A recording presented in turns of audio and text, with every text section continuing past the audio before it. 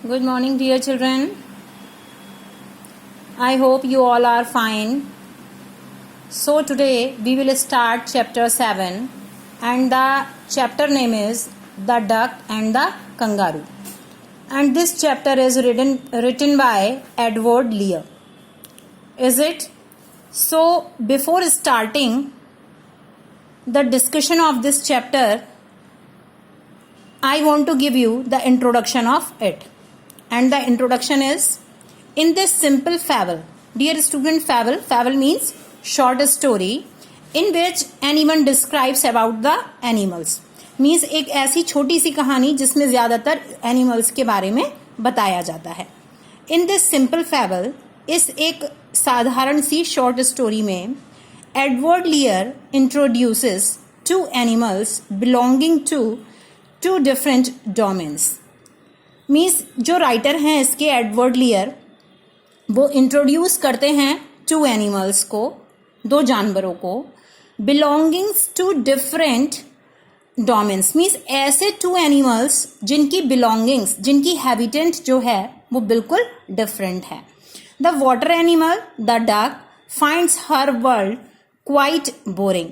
जिसमें एक पहला एनिमल जो है वो एक वाटर एनिमल है और वो एनिमल क्या है? डक है, जो कि उसकी जो दुनिया है, जो वर्ल्ड है, वो पूरी तरीके से बोरिंग है. Boring means no achievement, no any attractive thing is there. She feels bore there in the water, जो कि पानी में अपने आप को पूरी तरीके से बोर महसूस करती है. So she requests the land animal the kangaroo to let her ride on his back so that she also could see the world.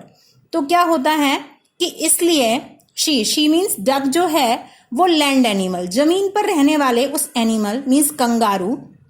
Land animal कौन है? कंगारू है.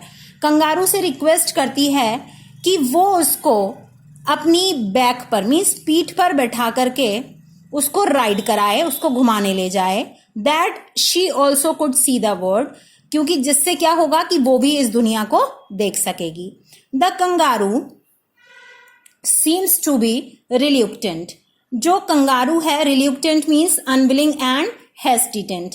अब क्या होता है, जो कंगारू है, जो कि क्या उसको कैसा लगता है, वो कंफर्टेबल नहीं होता है इस बात को सुन करके. But the repeated request of the duck melt his heart and he allows her to ride on his back. लेकिन जो डक है वो उससे कई बार रिक्वेस्ट करती है. उसकी इस रिक्वेस्ट को सुनकर जो कंगारू है उसका हार्ट जो है वो थोड़ा सा सॉफ्ट हो जाता है और वो उसको परमिशन दे देता है और उससे कहता है कि ठीक है, वो उसको इस वर्ल्ड को घुमाएगा. The simple episode underlines the fact that sweet and polite behaviour can work wonders. Means जो एक बिल्कुल सिंपल एपिसोड मीन्स बहुत छोटी सी स्टोरी हमें ये बताती है कि जो स्वीट एंड पोलाइट बिहेवियर होता है, जो अच्छा और दूसरे के प्रति पोलाइट बिहेवियर है, वो क्या कर सकता है? वर्क वंडर्स, चमत्कार की तरह काम करता है. And make anyone do a seemingly difficult और एन अनवांटेड जॉब. और जो क्या करता है? सीमिंगली मीन्स अपेरेंटली, मीन्स कोई ऐसा काम जिस काम को करने में बहुत ज्यादा परेशानी हो, उस काम को भी आसानी से करवा लेता है. So dear children, this was the introduction of your this chapter. Let's begin the summary of your this poem. This is the poem. The duck wanted ride on kangaroo's back. Duck जो है वो kangaroo की back पर, पीठ पर ride करना चाहती थी. The duck addressed the kangaroo in a very respectful tone. Duck जो है वो कंगारू को एड्रेस करती है in a very respectful tone means एक बहुत ही ऑनरेबल वे में. She said that he hopped over the fields and the water as if he would never stop. वो कहती है कंगारू से कि वो जो है फील्ड्स हो या पानी हो, कहीं भी हो, वो हमेशा हॉप करता रहता है. हॉप मीन्स कूदता हुआ चलता है. If he would never stop, क्यों? और वो कभी नहीं रुकता. She too longed to go out to see the world with him. और इसीलिए उसकी डिजायर है कि वो इस पानी से बाहर निकल करके उसके साथ इस वर्ल्ड को देखे. She requested him to let her ride on his back, इसलिए वो कंगारू से रिक्वेस्ट करती है कि वो उसको अपनी पीठ पर बैठा करके राइड करवाए. She would seat quiet and still, और वो ये भी कहती है कि वो बिल्कुल शांत बैठेगी और बिल्कुल भी नहीं हिलेगी. Kangaroos objection to the ride, अब कंगारू का उसको राइड कराने के लिए मना करना. ऑब्जेक्शन मीन्स होता है टू डिनाई, मना करना. The kangaroo thought deeply for some time, kangaroo जो है बहुत ज्यादा, डीपली मीन्स ध्यानपूर्वक सोचता है कुछ समय. ही सेड, उसने कहा that he had only one objection, कि उसको सिर्फ एक ही ऑब्जेक्शन है. हियर ऑब्जेक्शन मीन्स प्रॉब्लम, सिर्फ एक ही प्रॉब्लम है. The ducks feet were too wet and cold to have a ride, जो डक है क्योंकि वो हमेशा पानी में रहती है इसलिए उसके पैर जो हैं वो बहुत ज्यादा गीले और बहुत ज्यादा ठंडे हैं घूमने के लिए.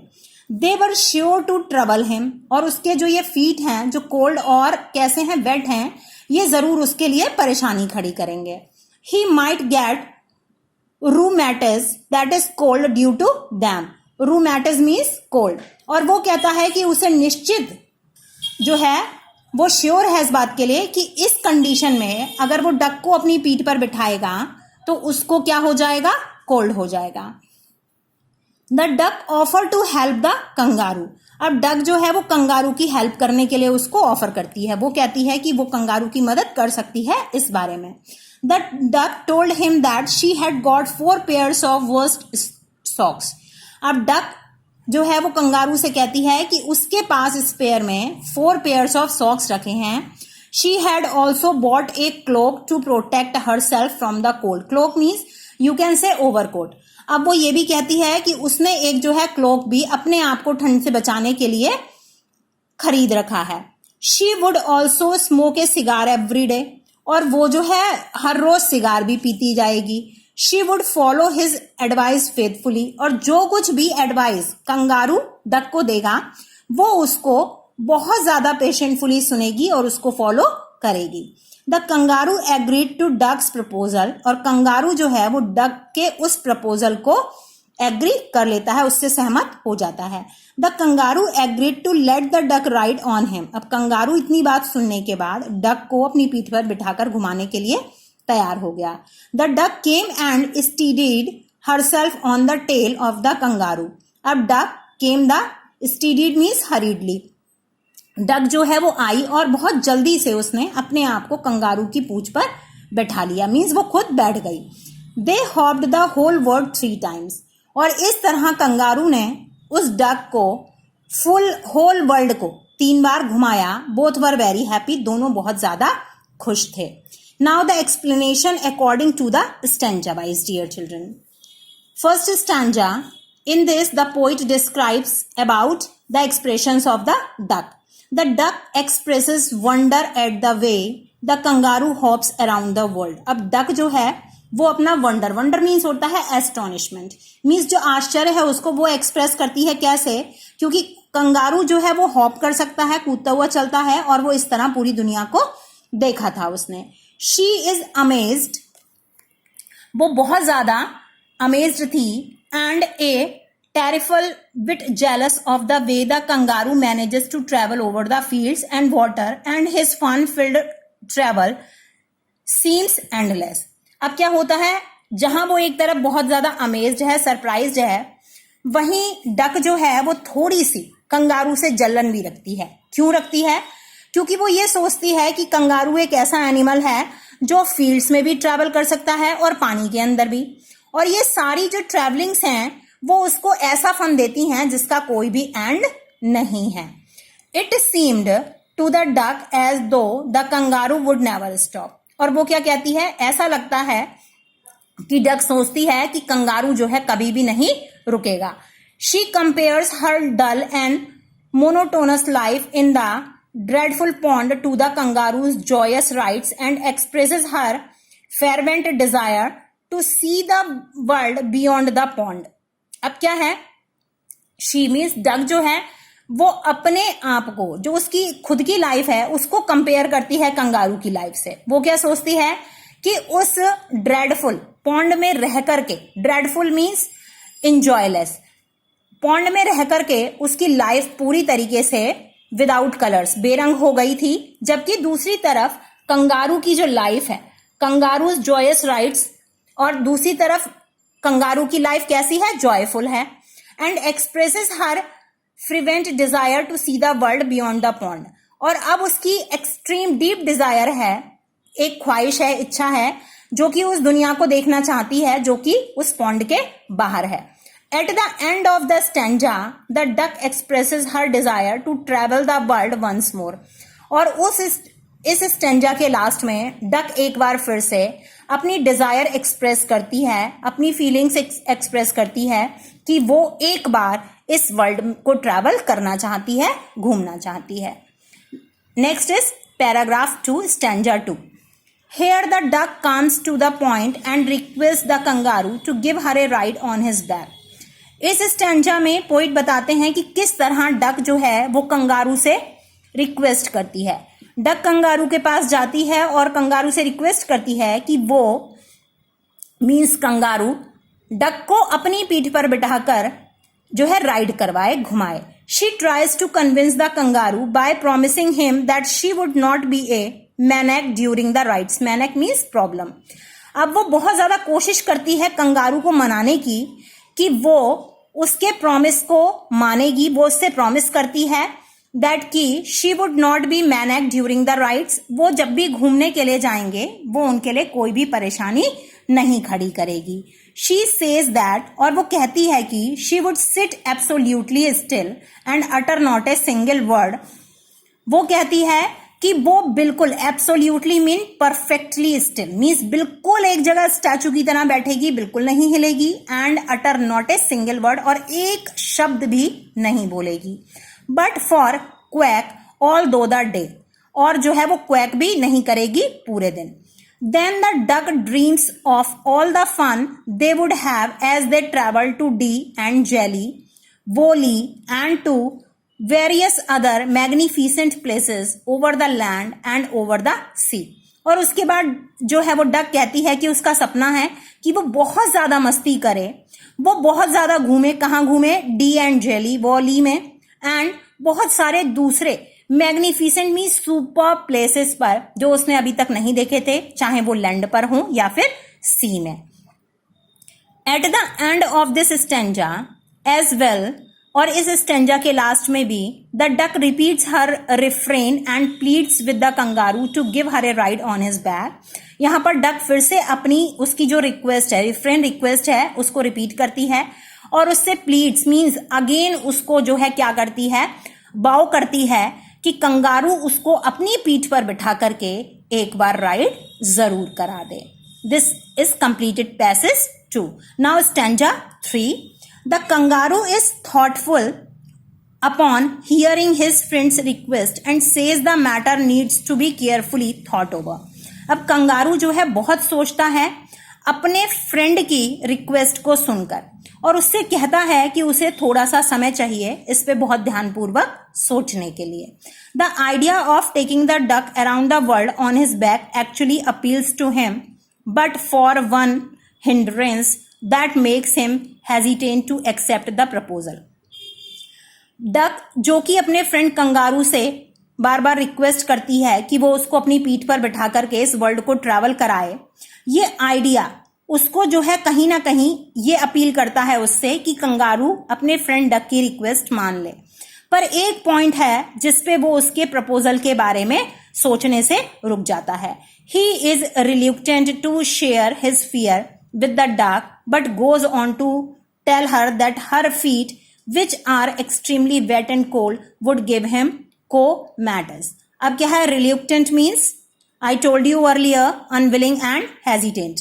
अब क्या होता है कि वो बहुत ज्यादा जो है बिल्कुल नहीं सोच पाता, उसको डर है कि वो किस तरीके से उसको लेकर के जाए डक को अपनी पीठ पर बिठाकर।